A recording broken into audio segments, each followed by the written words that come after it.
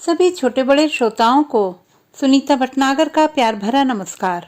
Audio stories के हमारे channel कहानी जगत में आप सभी का स्वागत है। हिंदी कहानियों की श्रृंखला में आइए आज सुनते हैं राजेश त्रिपाठी जी द्वारा रचित कहानी कैक्टस और गुलाब। बैंक की नौकरी का पहला दिन। रोज सुबह 8 बजे जगने वाली नीलम चौधरी आज 5 बजे ही उठ गई। नई सलवार और कुर्ते में इस्त्री करते देखकर माँ ने कहा था, यह तो नई है, फिर इस्त्री? रखे रखे दबकर गुंजट गई थी माँ। जाते समय माँ ने आईना दिखाते हुए कहा, सोमवार है, आज आईने में मुंह देखकर जाना शुभ होता है। सड़क पर पहुंची तो शटल पर चलने वाला एक भी ऑटो खाली न दिखा। सभी स्टैंड से भरे आ रहे थे। 3 सवारी पीछे, चौथी ड्राइवर के बगल में। वह बार बार कलाई घड़ी देखकर सोच रही थी, कल से 1 घंटा पहले निकलूंगी। बैंक की नौकरी है, 10 मिनट पहले ही पहुंचना होगा। वह यह सोच ही रही थी कि तभी एक ऑटो उसके सामने रुका। उसने कहा, गांधी चौक। ड्राइवर ने पीछे बाईं साइड में बैठे यात्री को अपने बगल में बैठने का इशारा किया तो नीलम की जान में जान आई। बैंक में मैनेजर से मिलकर अपना नियुक्ति पत्र लिया तो उसने प्यून के साथ सपन अधिकारी के पास भेज दिया। वह सपन को देखते ही चौंक उठी। ये वही सज्जन थे जिन्होंने ऑटो में उसे सीट दी थी, मगर वह कुछ बोली नहीं। नियुक्ति पत्र उसकी ओर बढ़ा दिया। सपन ने पास की कुर्सी की ओर संकेत करते हुए कहा, बैठिए। फिर विस्तार से समझा दिया कि उसे क्या करना है, उसकी ड्यूटी क्या है। नीलम ने बैठते ही सरसरी नजर से ऑफिस का जायजा लिया तो पाया कि सभी उसकी ओर ऐसे देख रहे थे जैसे चिड़ियाखाना में नया पक्षी आया हो। उनमें 3 लड़कियां भी थीं जो मुस्कुराते हुए हाथ हिलाकर उसका स्वागत कर रही थीं। शायद सोचती होंगी कि अच्छा हुआ अपनी बिरादरी की एक संख्या तो बढ़ी। उसने भी हाथ हिलाकर उनके अभिवादन का उत्तर दिया।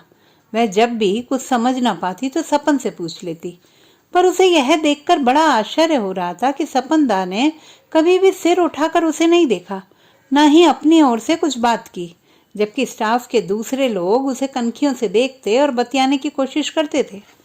कुछ ही दिनों में तीनों लड़कियों में से लवली उससे खूब घुल मिल गई थी। उसने बताया, सपनदा गंभीर और अंतर्मुखी स्वभाव के हैं, बहुत कम बोलते हैं, यहाँ तक कि स्टाफ से भी बिना मतलब के बात ही नहीं करते। नीलम को ऐसा व्यक्ति बहुत पसंद था। वह बातूनी से दूर भागती थी। उसने लवली से पूछा, इनके परिवार में और कौन कौन है? सिर्फ विधवा माँ, जिसे ये अपनी जान से भी ज्यादा चाहते हैं।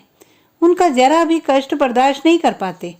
ऐसे में सपनदा घर आधा घंटा भी देर से लौटे ना तो माँ विचलित हो जाती हैं। सपनदा ने माँ की सेवा के लिए 24 घंटे की आया रख ली है। शादी क्यों नहीं की? पत्नी आ जाती तो आया की जरूरत ही नहीं पड़ती। कहते हैं पता नहीं पत्नी कैसी आए और माँ के लिए सिरदर्द बन जाए तो क्या कुंवारे ही रहेंगे? ये वही जाने। नीलम को सपनदा साधारण मनुष्य से परे विशिष्ट और विलक्षण व्यक्ति लगे। वह स्वयं अंतर्मुखी थी, इसीलिए सपनदा उसे बहुत अच्छे लगे। फिर एक दिन पिता सजल चौधरी को डेंगू हो गया। महीना भर भोगने के बाद ठीक तो हो गए, मगर नौकरी चली गई। इससे घर का खर्च चलाने का सारा भार उस पर आ पड़ा।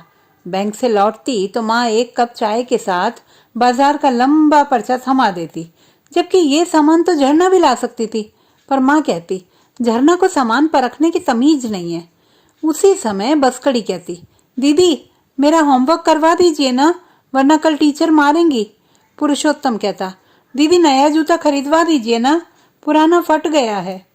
तभी पिता अपनी जलती बीड़ी दिखला देते कि यह भी लाना है। माँ के लिए मीठा पत्ता पान, कत्था और गुलकंद हर हफ्ते लाना जरूरी था। इतने ऑर्डर सुनकर वह गुस्से से भर उठती। झरना तो क्यों खामोश है? तुझे कुछ नहीं चाहिए क्या? झरना दीदी के तेवर देखकर डर जाती और कहती, नहीं दीदी मुझे कुछ नहीं चाहिए। पूनम तब घर पर नहीं थी, वरना वह भी कुछ फरमाइश कर बैठती। सजल चौधरी जब 20 साल के थे तब उनकी शादी 15 वर्षीय गीताश्री के साथ हुई थी। फिर 2 साल बाद नीलम का जन्म हुआ। तब सजल बाबू को एक दफ्तर में क्लर्क की नौकरी मिल गई तो बेटी को उन्होंने अपने लिए बहुत लकी माना।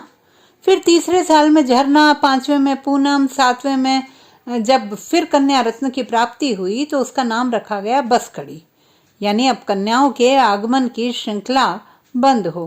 तब 4 बहनों के बाद भाई आया पुरुषोत्तम। नौकरी जाने के बाद सजल बाबू बरामदे में बैठे लोगों को देखते और बीड़ी सुड़कते रहते। अब यही उनकी दिनचर्या थी। अभी वे हट्टे कट्टे और काम करने लायक थे, अनुभवी थे। दौड़ धूप करते तो कोई ना कोई नौकरी अवश्य मिल जाती। तब हाथ पीले करके वह भी ससुराल चली गई होती। बड़ी संतान के नाते पहले उसी की शादी होती। पर बाप को न बेटी पर रहम था, न माँ को चिंता, जो पति के नाम की माला जपने के सिवा कुछ सोचती। वह यह भी महसूस कर रही थी कि माँ की पति भक्ति बाप को निकम्मा बना रही थी। वह सोचती होंगी जब बेटी कमा रही है तो पतिदेव को आराम करने दो। उसे रह रह कर माँ बाप पर गुस्सा आ रहा था, जिन्होंने बच्चों की एक बटालियन तो खड़ी कर दी, पर यह नहीं सोचा कि पैदा करने के बाद उनकी और भी जिम्मेदारियां हैं जिनके प्रति वे उदासीन हैं और उन्हें नीलम को निभाना पड़ रहा है। यानी वह पैसा बनाने वाली मशीन और घर वालों की देखभाल और सेवा करने वाली अवैतनिक नर्स जैसी थी। वह 24 साल की हो गई थी। उसका भी अरमान था पत्नी और माँ बनने का। उसके भविष्य के संबंध में न तो माँ को चिंता थी न बाप को, क्योंकि दोनों जानते थे कि अगर उसकी शादी कर दी गई तो घर गृहस्थी की गाड़ी कैसे चलेगी, पैसे कहाँ से आएंगे। सब उससे अपना स्वार्थ साधने में लगे थे। अपने अरमानों को दफना कर दूसरों की ख्वाहिशें पूरी करना, खुद बीमार पड़ जाए तो उसकी ओर किसी का ध्यान न देना, उसके भाग्य में जैसे यही लिखा था। कभी कभी वह ऊब कर सोचने लगती, चलो कहीं भाग चलें, इन सबको पालने का मैंने ठेका ले रखा है क्या। तीनों बहनें और भाई की शादी तक तो मैं बूढ़ी ही हो जाऊंगी, तब कौन मुझसे शादी करेगा। जब जवानी में मेरा सुख दुख पूछने वाला कोई नहीं है तो चलने फिरने में मोहताज का सहारा कौन बनेगा बुढ़ापे में। तभी तो लोग सहारे के लिए संतान चाहते हैं। इस कल्पना मात्र से वह सिहर उठती और बहुत देर तक भविष्य के ताने बाने बुनती रहती। उसे याद आ जाते सपनदा, जो अपनी माँ को अपने प्राणों से भी ज्यादा चाहते हैं, क्योंकि उनकी माँ भी उनको बेहद प्यार करती हैं। मगर उसकी माँ ने कभी नहीं पूछा बेटी कैसी हो। कभी उसे लगता उसके परिवार वाले पुराने जन्म के सूद पर कर्ज देने वाले काबुली हैं, जो उसे दिया गया कर्ज इस जन्म में दुगने सूद के साथ वसूल रहे हैं। फिर वह सोचती, बड़ा होना भी अभिशाप ही है। वह नीलम के बजाय झरना, पूनम, बसकड़ी या पुरुषोत्तम होती तो आज वह इतनी उपेक्षित न होती। एक दिन वह बैंक से छुट्टी होने पर टहलने व मन बहलाव के लिए पास के गार्डन में चली गई। वहां रंग बिरंगे सुगंधित फूलों की शोभा देखते ही बनती थी। सुवासिक पवन के झकोरे उसे आनंद विभोर किए दे रहे थे। तभी उसकी नजर कैक्टस के एक गोलाकार समूह पर पड़ी जो एक गुलाब को घेरे हुए था, और जब गुलाब हवा के झोंके से झूमने लगता तो कैक्टस के कांटे चारों ओर से उसकी पंखुड़ियों को मार मार कर छलनी कर देते। यह देखकर वह विचलित हो उठी। उसने पास ही नए पौधे रोप रहे बुजुर्ग माली से कहा, काका ये क्या हो रहा है। माली ने पास आकर पूछा, क्या हो रहा है बिटिया। ये हत्यारे कैक्टस गुलाब को मार मार कर घायल किए दे रहे हैं। माली ने गुलाब की ओर देखकर कहा, अब क्या हो सकता है बिटिया, गुलाब को उखाड़ कर दूसरी जगह लगा दो काका। नहीं बिटिया, गुलाब की जड़ें अब इतनी गहराई तक चली गई हैं कि अगर उसे उखाड़ा गया तो वह मुरझाकर मर जाएगा। घर लौटते समय नीलम सोचने लगी, वह भी तो उसी गुलाब की तरह कैक्टस से घिर गई है, जिस घेरे से वह अब नहीं निकल पाएगी। उसे अपने चारों ओर कैक्टस के कांटे चुभते हुए से लगे। अनुभूति से वह कांप कांप उठी। तो दोस्तों, ये थी हमारी आज की कहानी। आपको कैसी लगी कमेंट बॉक्स में लिखना न भूलें। चैनल को सब्सक्राइब करें, लाइक करें और मित्रों के साथ शेयर करें।